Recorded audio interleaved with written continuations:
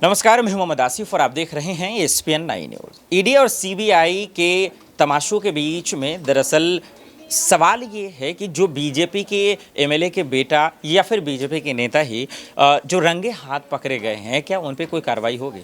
इस मसले को लेकर पक्ष विपक्ष में खूब हंगामा मचा। कर्नाटक का ये मामला आप जानते हैं। इन दिनों सीबीआई और ईडी जिस तरीके से दिल्ली या फिर पटना, ये तमाम पार्टियों के नेताओं को जिस तरीके से परेशान कर रही है, जो आरोप लग रहे हैं, वो हम सबसे परे है। मनीष सिसोदिया गिरफ्तार हैं, एक अगले डिप्टी सीएम की बारी है जो तेजस्वी यादव हैं।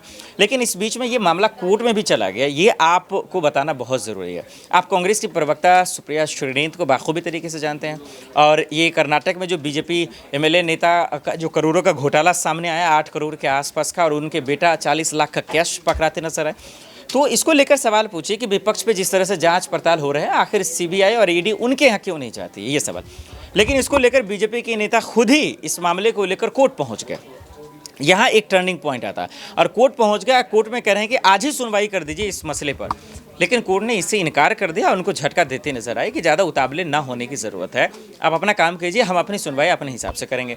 अब सवाल ये है कि विपक्ष आवाज़ उठा रहा था जांच पड़ताल के, अब वो दरअसल कोर्ट चले गए।